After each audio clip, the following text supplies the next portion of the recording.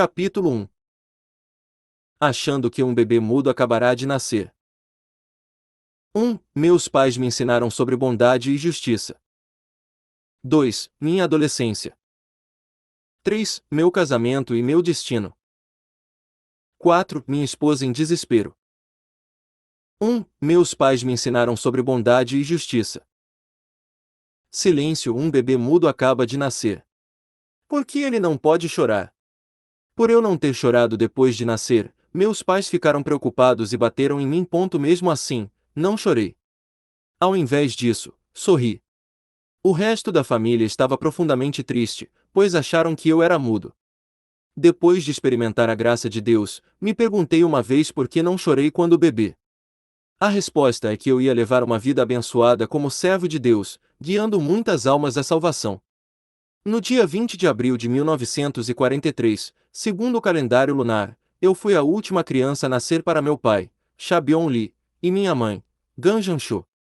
Minha cidade natal é uma pequena vila em Aegimion, Muangong, na província de Jeollanam-do. Meu pai era um especialista dos clássicos chineses e gostava de música e elegância.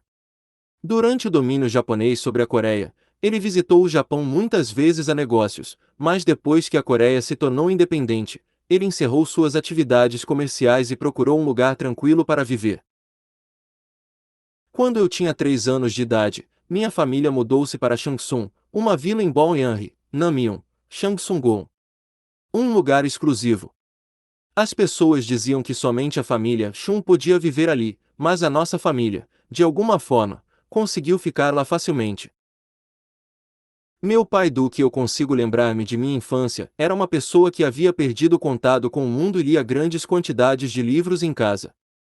Mesmo assim, lembro-me de que tínhamos algumas visitas em nossa casa. Quando meu pai tinha visitas, ele bebia e recitava velhos poemas, ou fazia uma pequena competição sobre os clássicos chineses. Meu pai quis me criar para que eu me tornasse um grande homem.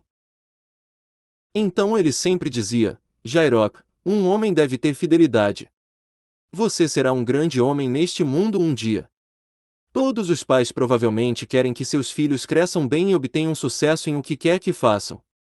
Mas lembro-me de que ao me criar, meu pai estava tentando executar a difícil tarefa de plantar em mim o bom senso de valores, e minha mãe estava sempre sacrificando a si mesma para servir a família. Meu pai começou a me ensinar sobre os 1000 personagens chineses, quando eu tinha apenas 5 anos de idade. Ele também contava muitas histórias de famosos heróis. Quando eu ouvia as histórias dos Três Reinos, sobre Guan Yu, Zanfei e Zhao Yun, que arriscaram suas vidas em uma batalha para proteger o mestre Liu Bei, ou a história de Zhu Jielin que fazia ventar, eu me animava tanto que minhas mãos suavam. Ele costumava falar sobre os sábios ensinamentos de Confúcio e Mencius e sobre a integridade dos grandes homens. Lembro-me da história de Mongu Yung que serviu a dinastia Koryo até o fim, mesmo sabendo que ela estava destinada a ser destruída e que ele seria morto, e a história de Admiral Song Xinli, que salvou o país quando estava no auge da destruição. Histórias que sempre me comoveram, não importando o número de vezes que já as tinha ouvido. As histórias dos grandes homens que mantiveram sua posição e fidelidade mesmo em situações ameaçadoras foram enraizadas na vida deste pequeno menino. Ouvindo tais histórias, eu mantinha em minha mente o pensamento de que eu tinha de respeitar meus pais, caminhar corretamente e retribuir fielmente qualquer graça que recebesse pelo resto de minha vida. Sonhando em ser um congressista. Entrei na primeira série da escola já com o sonho de me tornar um congressista. Eu e meu pai costumávamos caminhar entre 10 a 15 quilômetros para irmos a lugares que estavam em campanha eleitoral, para que eu pudesse assistir aos discursos dos candidatos. Ele me levava para ver as eleições da Assembleia Provincial, as eleições gerais e as eleições presidenciais, pois queria que eu fosse um político que viesse a fazer um grande trabalho por nosso país. Naquela época, o Partido da Liberdade estava com o poder e havia muitas pessoas indo aos seus comícios. Aquelas pessoas falavam maravilhosamente bem e pareciam ser grandes homens. Eu pensava: vou ser como um deles quando crescer. Ouvindo os discursos dos candidatos, eu sonhava todos os dias em me tornar um homem do Congresso. Continuei com esse sonho até entrar no segundo grau, onde eu já era capaz de ouvir e interpretar o discurso dos candidatos sozinho. Antes de entrar no ensino fundamental, meus irmãos já haviam me ensinado a tabuada e o hangul, uma ortografia coreana. Logo a escola não era tão interessante para mim. Eu gostava mais era de brincar com meus amigos depois da aula. Curtia as brincadeiras que, de alguma forma, eram um pouco violentas, como brincar de soldados, lutinha e chutar. Eu era relativamente mais forte que meus amigos da mesma faixa etária e queria sempre vencer em todos os jogos. Era meio cabeça dura e cheio de orgulho. Tinha sempre de continuar o jogo até vencer. Eu era saudável. Mesmo com dificuldades financeiras, minha mãe ainda me dava caras ervas medicinais que eram restauradoras. Naquele tempo, tomar esse tipo de remédio no interior era bastante incomum. O amor da minha mãe por seu filho mais novo era muito grande. Quando passeávamos de mãos dadas pela vila, as pessoas mais velhas costumavam dizer: "Esse garoto parece ser muito esperto. Ele será alguém importante no futuro.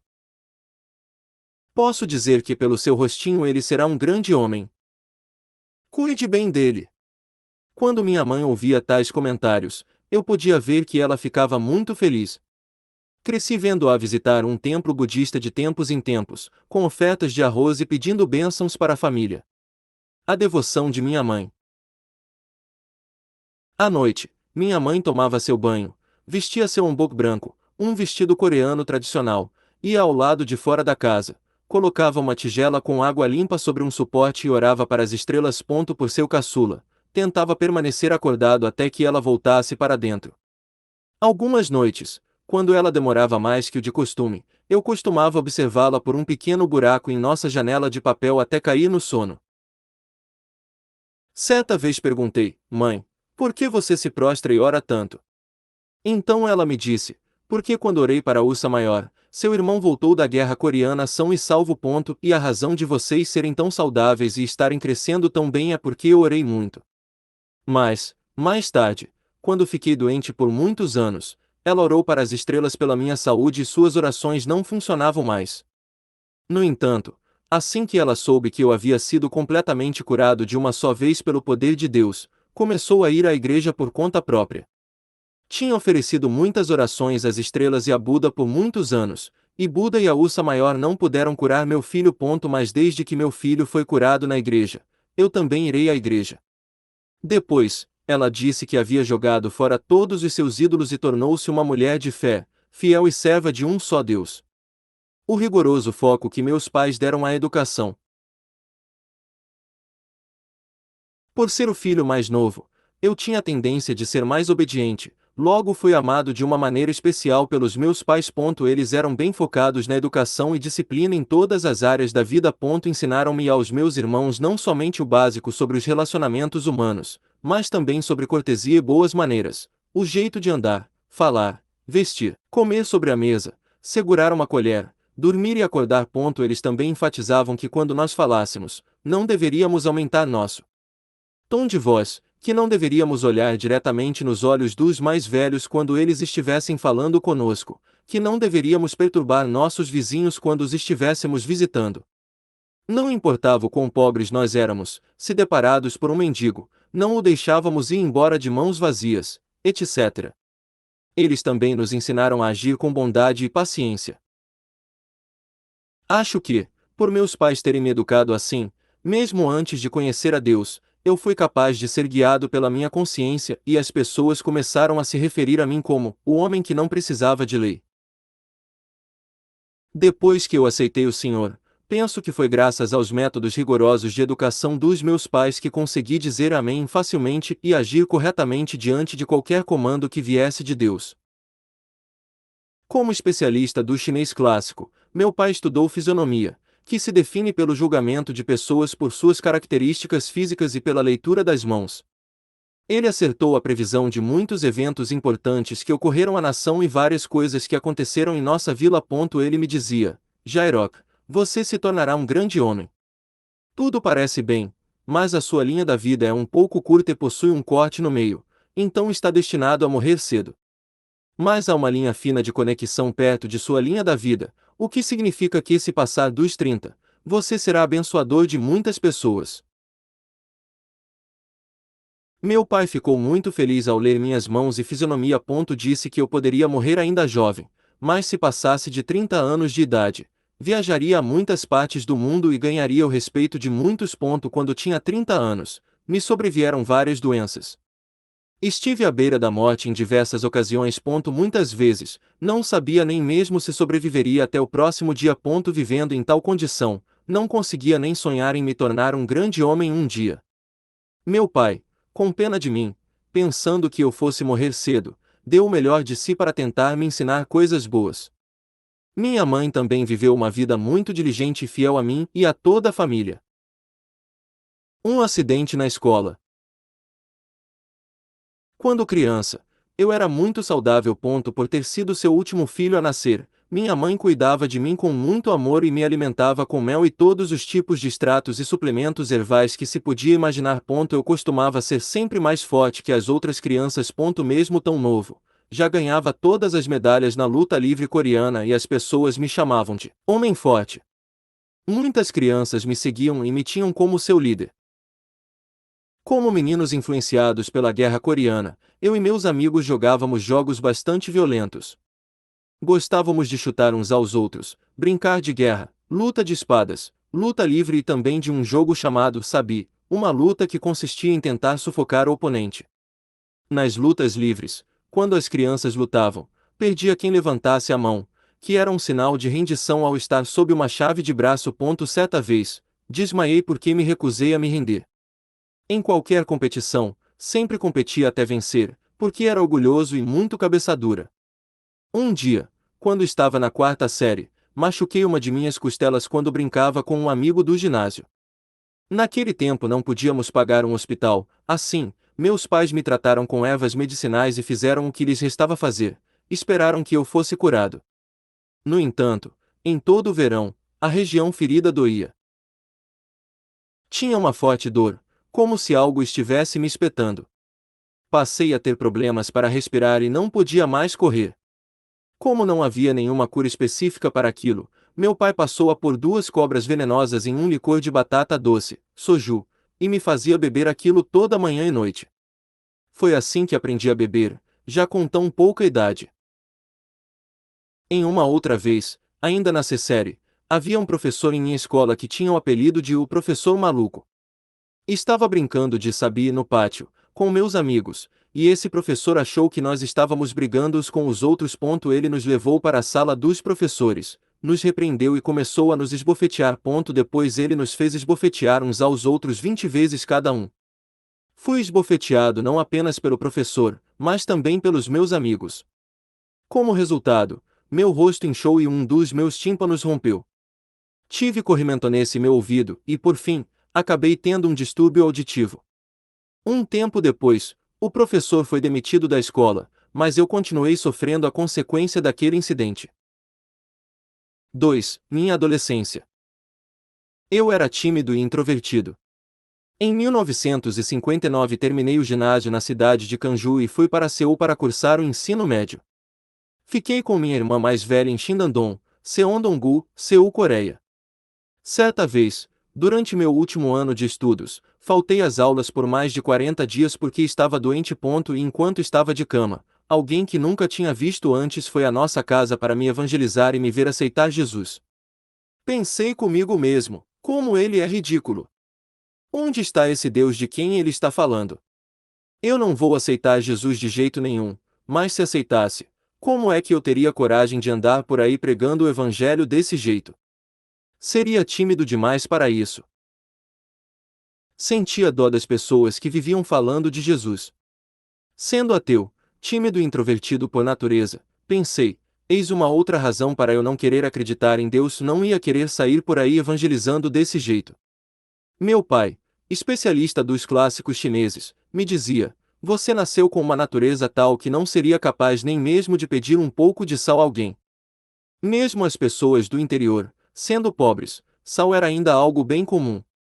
O que ele estava tentando dizer era que eu tinha um tipo de personalidade que não me permitia contar com os outros, preocupá-los ou incomodá-los. No ensino fundamental, quando eu recebia o boleto de pagamento de mensalidade, não conseguia mostrá-lo a meus pais. Sempre perdia o prazo e minha professora sempre chamava minha atenção e me fazia levá-lo para ele, se só então eu mostrava o boleto para minha mãe. Assim que ela o via, já me dava o dinheiro para pagá-lo. Eu sabia que ela me daria o dinheiro, mas para mim era muito difícil pedir-lhe. Só por aí já dá para ter uma ideia do quão tímido e introvertido eu era. Essa minha personalidade afetou meu ministério mais tarde. Tentativa de suicídio depois de perder minha memória. Não pude estudar muito bem no ensino médio porque acabei perdendo muitas aulas por motivo de saúde. Havia estabelecido o alvo de fazer vestibular para engenharia. Na Universidade Nacional de Seul. Tomava pílulas estimulantes todos os dias para ficar acordado e conseguir estudar mais. Mas, ao passar do tempo, tornei-me tolerante a elas e, assim, tive de aumentar a dosagem diária. Um tempo depois, passei a apresentar sintomas de vício e tinha de tomar os comprimidos constantemente. Sem eles eu ficava letárgico e não conseguia me concentrar. Dormia 4 horas por dia e estudava todos os dias na Biblioteca Nacional, que se localizava onde a loja de departamento Lotte está hoje. Depois de estudar assim durante um ano, ganhei a confiança de que eu podia passar na prova para a Faculdade de Engenharia da Universidade Nacional de Seul. Em novembro de 1962, perto da data do exame, descobri que tinha perdido minha memória. Estava lendo o jornal no intervalo.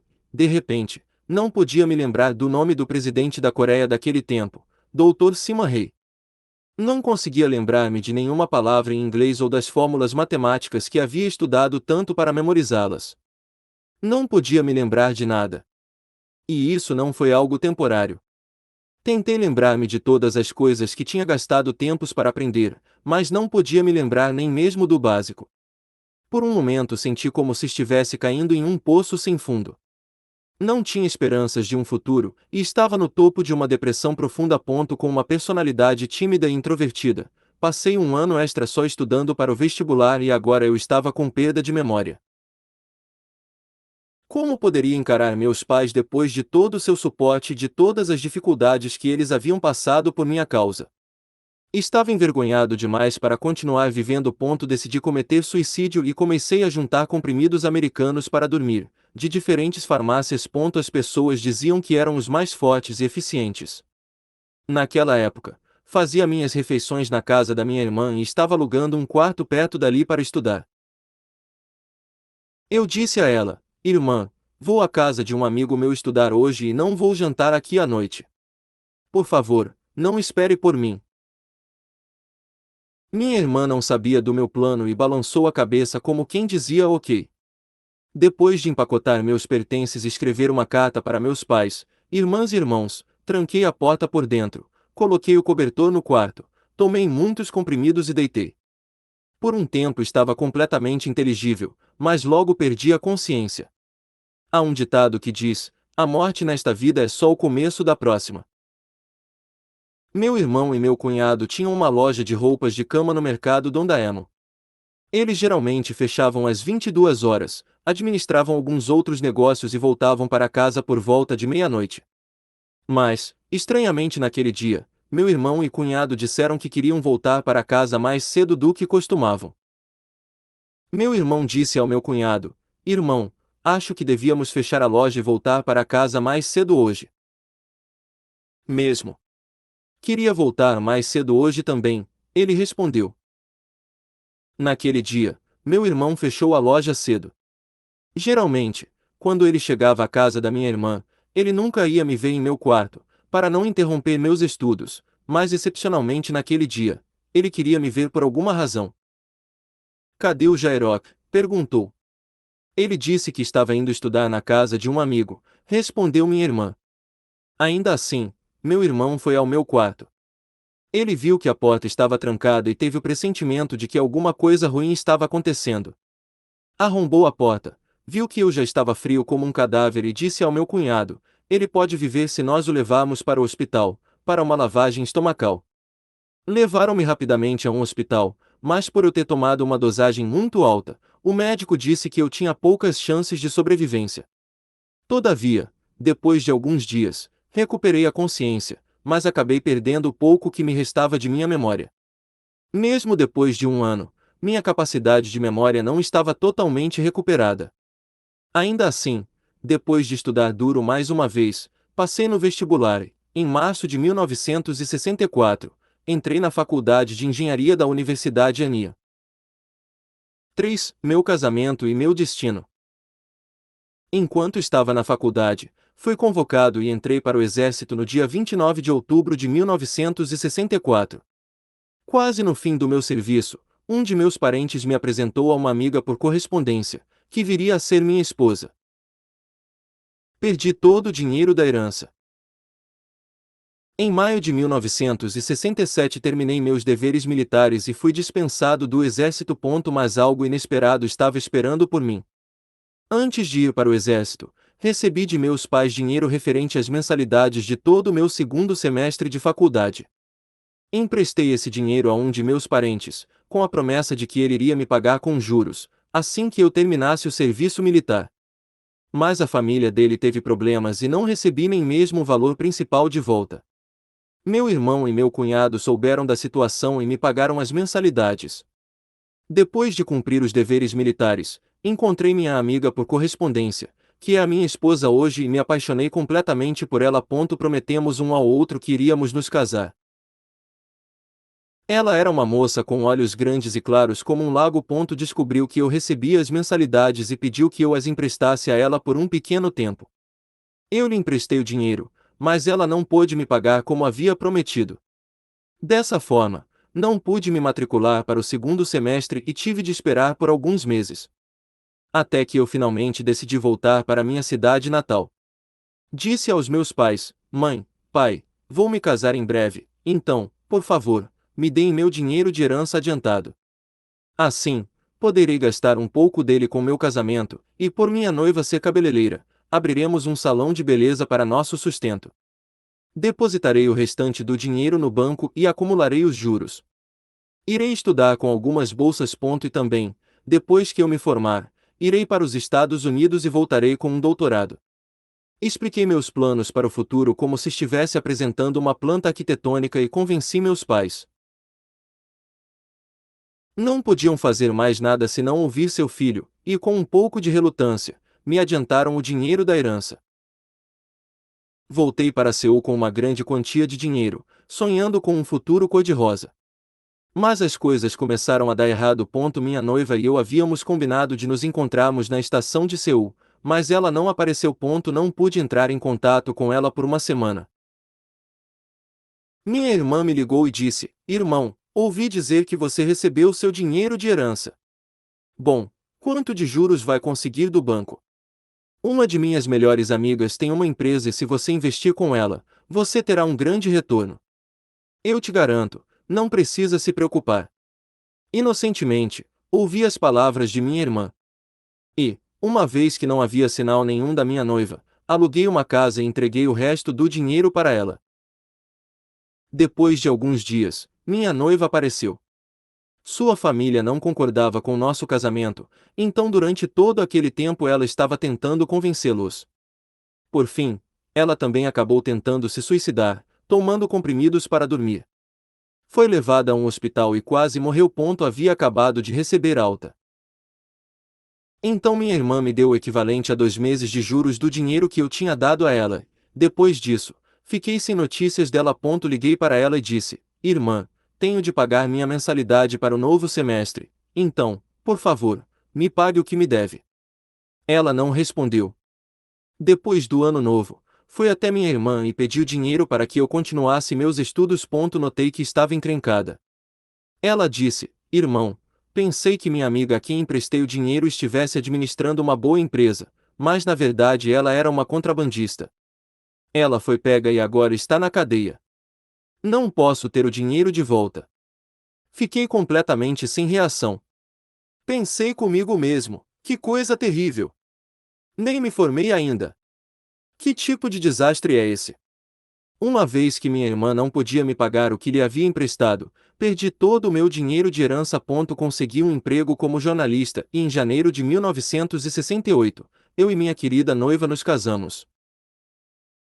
Sentia-me seguro para beber. Depois de me casar, em março de 1968, fizemos uma festa de comemoração em nossa casa nova num domingo. Para a festa, compramos 40 garrafas de uísque de Don Daemon e meus amigos também levaram muitas outras bebidas. Pela manhã, recebi meus colegas, à tarde, meus amigos de Seul, à noite, meus amigos de minha cidade natal. Curti a festa até tarde da noite. Tinha colocado na cabeça que eu tinha uma forte tolerância a álcool e então não recusei nenhum dos drinks que meus amigos me ofereciam, nem mesmo de madrugada. Devo ter bebido umas 7 garrafas de uísque sozinho. E por eu já ter bebido muito álcool em minha vida, tinha um sério problema de estômago. Depois de despedir todos os meus convidados, deitei na cama e senti-me feliz e aliviado por ter oferecido uma boa festa. De repente, o teto do meu quarto começou a girar. As luzes começaram a girar e tudo começou a girar. Logo comecei a vomitar. Vomitei tanto que senti como se meu intestino estivesse subindo pela minha garganta. Minha esposa comprou alguns remédios na farmácia para mim, mas acabei vomitando todos eles, antes mesmo de engoli-los. Não conseguia sequer beber água. Sentia uma dor terrível. A partir daquele dia, não podia comer nada direito. Devido ao meu problema de estômago, o alimento que comia não podia ser digerido. Tentei de tudo, inclusive homeopatia, mas nada funcionava.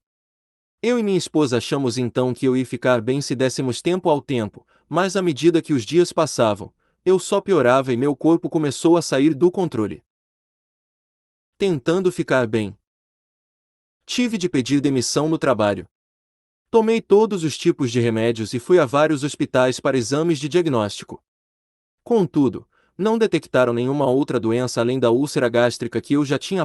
Continuava perdendo peso e tive muitas complicações. Depois de 3 ou 4 anos, quase nenhuma parte de meu corpo estava saudável. Eu era um tipo de loja de doenças ambulantes. Experimentei me tratar com todo tipo de medicamento que diziam ser bom. Sofri de coceira no verão, por causa do pé de atleta e de enregelamento no inverno. Tive eczemas em todo o corpo, e toda manhã todas as feridas infeccionavam e o pus endurecia. Por causa da ozena, doença nasal crônica, minha cabeça estava sempre pesada. Meu nariz estava sempre entupido e minha memória cada vez pior. Também tive um problema linfático. No começo, era uma discreta bolinha em meu pescoço, mas foi crescendo e crescendo até ficar do tamanho de uma uva. Devido à inflamação linfática, não podia mais virar o meu pescoço direito. Médico especialista em medicina oriental disse que não podia me receitar nenhum remédio específico para aquilo porque eu já estava tomando remédios demais. Não sofria apenas da inflamação linfática, mas também de esgotamento nervoso, insônia, eczema, anemia, infecção de ouvido, e meus órgãos internos, incluindo estômago, intestino delgado e intestino grosso estavam todos em mau funcionamento. Tentei até mesmo mudar de nome. Minha esposa tentava me ajudar com todos os tipos de medicações, inclusive remédios folclóricos. Mas, depois de alguns anos, quando viu que todos os seus esforços haviam sido inúteis, ela passou a crer em superstições. Algumas pessoas diziam a ela: ele pode ser curado. Você tem que chamar um exorcista e tentar o exorcismo. Outras diziam: convide um monge budista para expulsar o demônio e ele será curado. Minha esposa procurou então os grandes monges da época e tentou o exorcismo, conforme eles haviam instruído. Por fim, acabamos até mudando nossos nomes. Algumas pessoas nos disseram que se mudássemos nossos nomes, nosso destino também seria mudado. Achamos que fazia sentido. Naquele tempo, próximo ao complexo central do governo, havia muitos escritórios de criação de nomes. De manhãzinha, fomos ao escritório de Bonsou Kim. Tivemos de esperar até meio-dia para encontrar com ele. O nome de vocês é ruim. Por que não mudam de nome?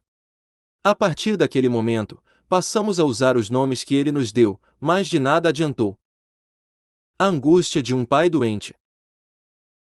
Sendo uma pessoa muito introvertida, tentei esconder minha condição física deteriorante até mesmo de minha esposa. E como minha família mergulhava em dívidas e mais dívidas, não podia simplesmente sentar e assistir. Então passei a ir de lugar a lugar, procurando um emprego.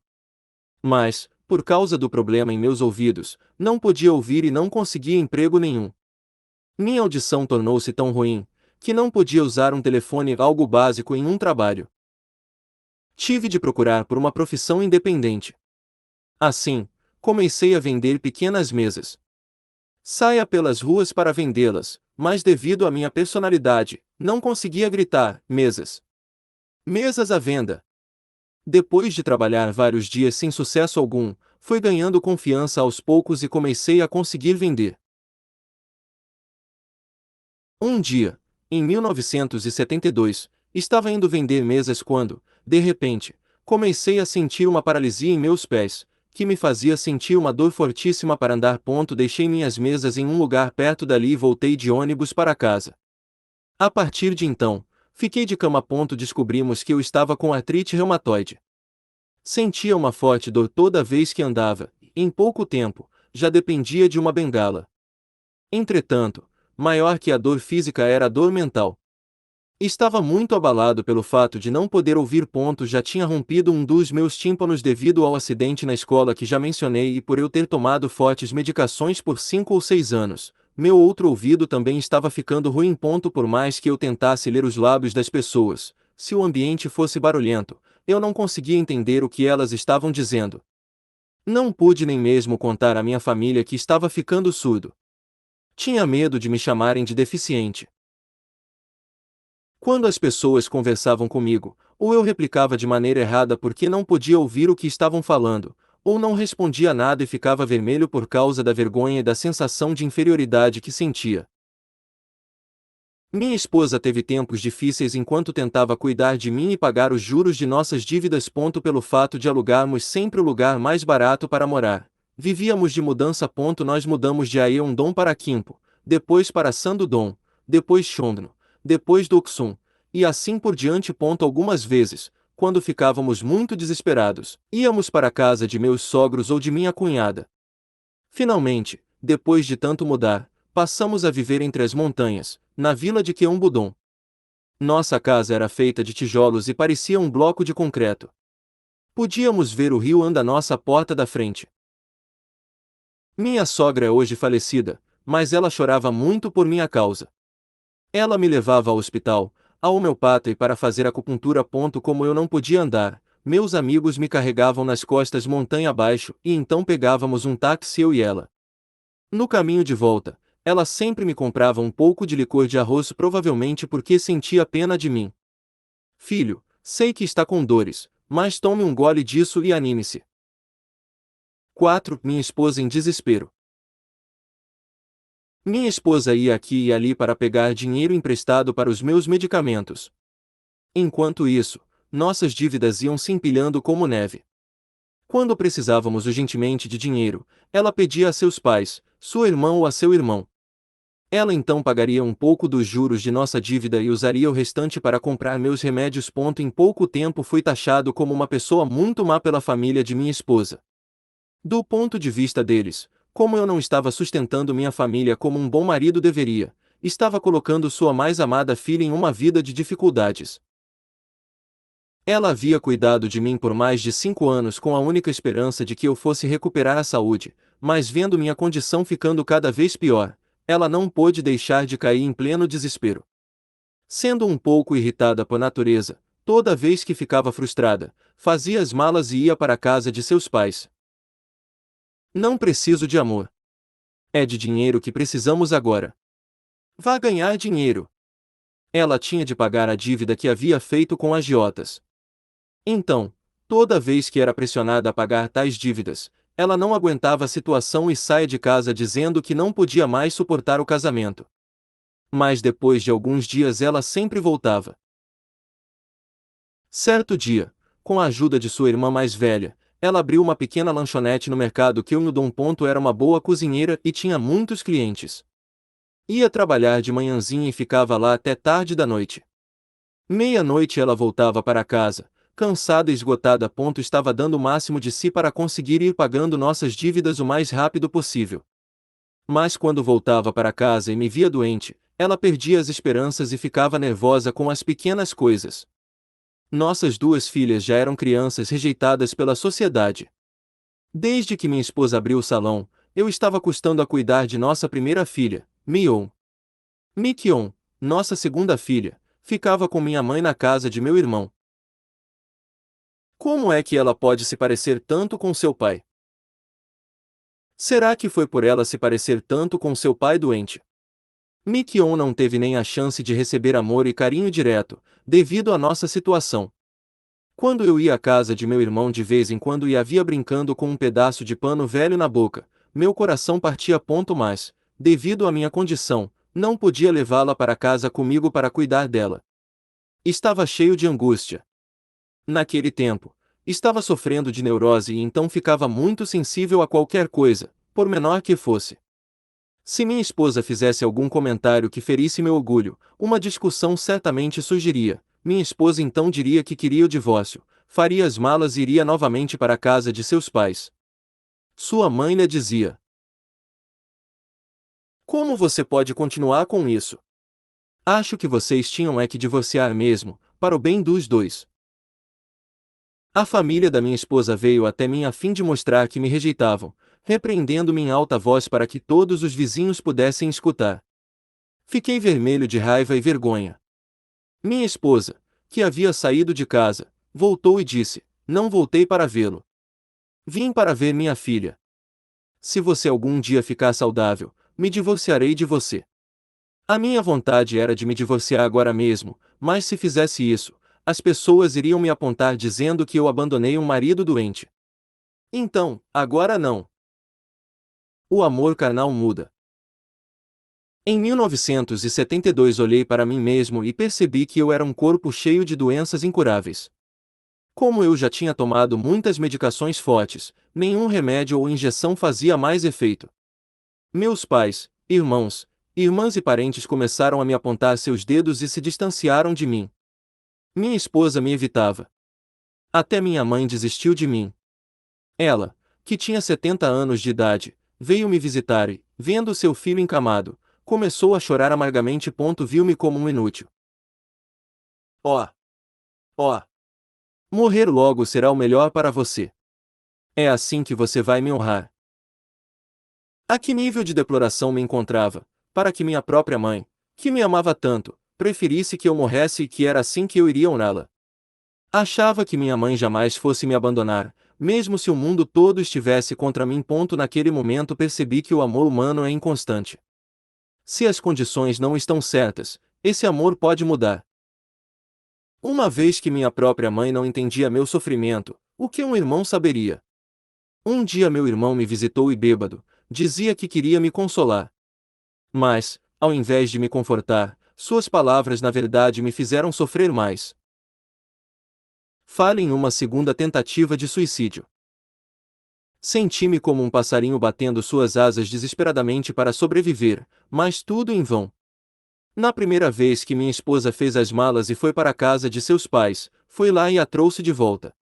Mas quando ela fez a mesma coisa novamente, não podia me atrever a buscá-la de novo por causa do desprezo e desdenho que teria de sua família.